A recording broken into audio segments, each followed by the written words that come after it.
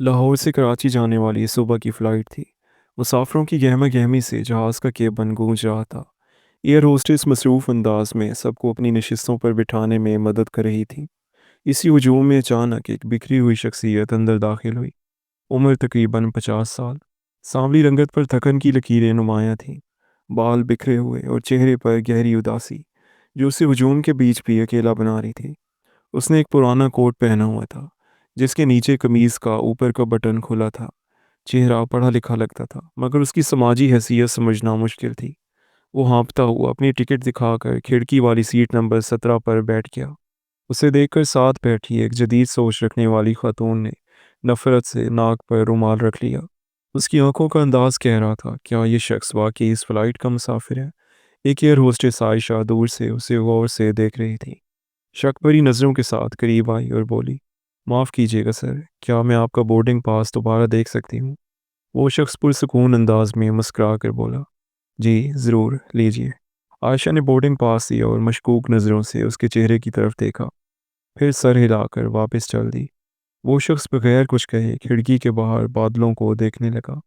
اس کے ساتھ بیٹھے ایک اور مسافر نے، جو اب مزید برداشت نہ کر سکا، ایئر ہوسٹس کو بلا کر کہا، سنیں، براہ کرم میری سیٹ بدل دیں، اس آدمی سے عجیب سی بو آ رہی ہے۔ اس طرح پوری فلائٹ کاٹنا ممکن نہیں، عائشہ نے بے بسی کے عالم میں کہا۔ سر مجھے افسوس ہے لیکن فلائٹ پوری طرح بھری ہوئی ہے، ایک بھی سیٹ خالی نہیں ہے، آپ کو آج تھوڑا ایڈجسٹ کرنا ہوگا۔ وہ مسافر جھنجھلا کر منہ بناتے ہوئے واپس بیٹھ گیا۔ وہ شخص جس کا نام اقبال تھا سب سن کر بھی خاموش رہا۔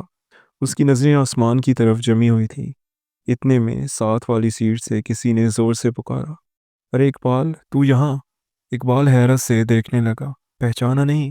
میں ندیم ہوں، اسکول میں ساتھ پڑھتے تھے۔ پہچان ہونے پر اقبال ہلکا سا مسکرایا۔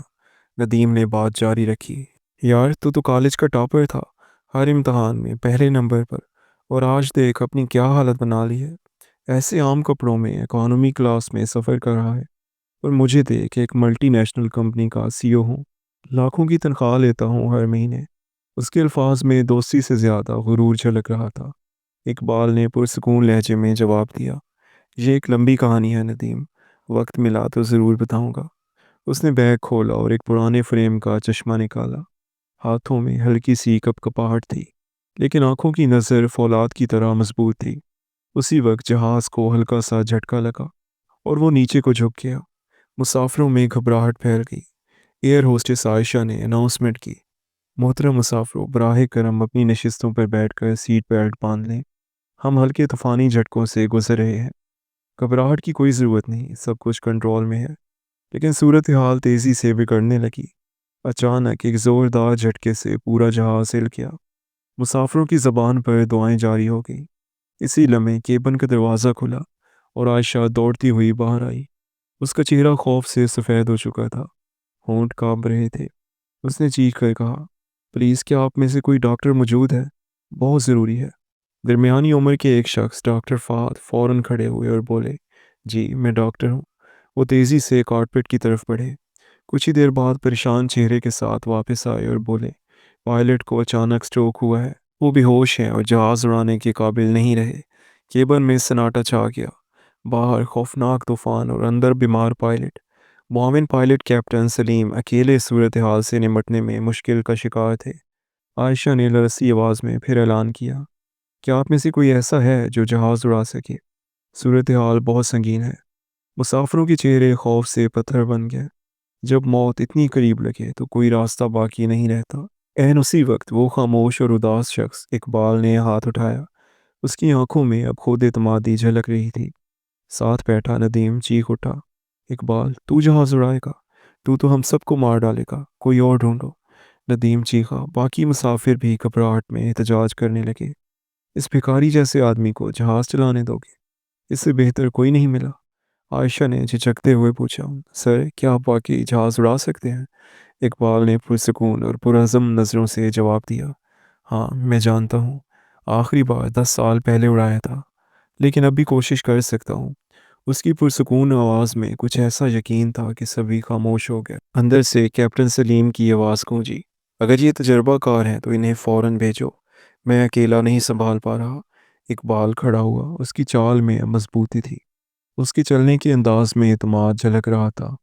وہ کاکپٹ میں داخل ہوا اور کنٹرول پینل پر ایک گہری نظر ڈالی، پھر ہیڈ سیٹ لگا کر کنٹرول ٹاور سے رابطہ کیا۔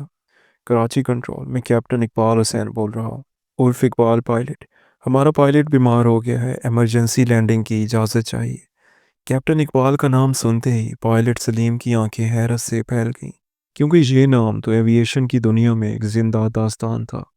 22 سال پہلے ایک خوفناک طوفان میں 312 مسافروں والے جہاز کو اکیلے بحفاظت اتارا تھا اس شخص نے۔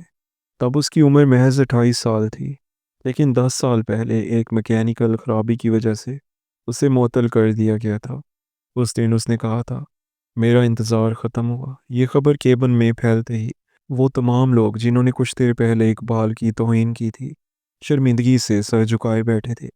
وہ خاتون جس نے ناک پر رومال رکھا تھا نظریں جھکائے خاموش ہو گئی۔ ندیم کا چہرہ پیلا پڑ گیا۔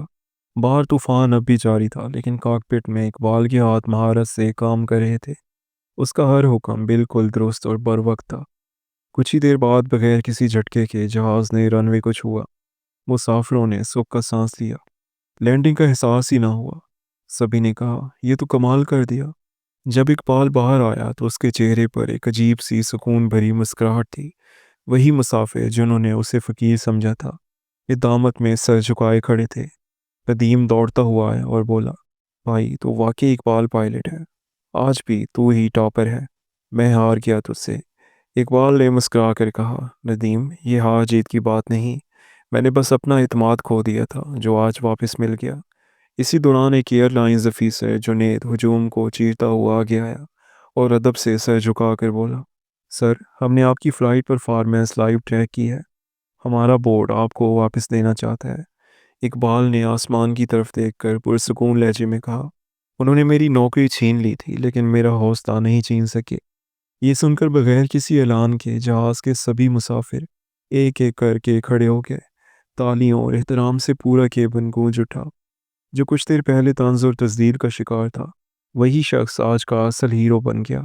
سب نے مل کر اس عظیم انسان کو سلامی دی، کیونکہ سچی صلاحیت کبھی کپڑوں یا ظاہری صورت سے ظاہر نہیں ہوتی۔ دوستو، یہ سٹوری کیسی لگی کمنٹ سیکشن میں لازمی بتائیں۔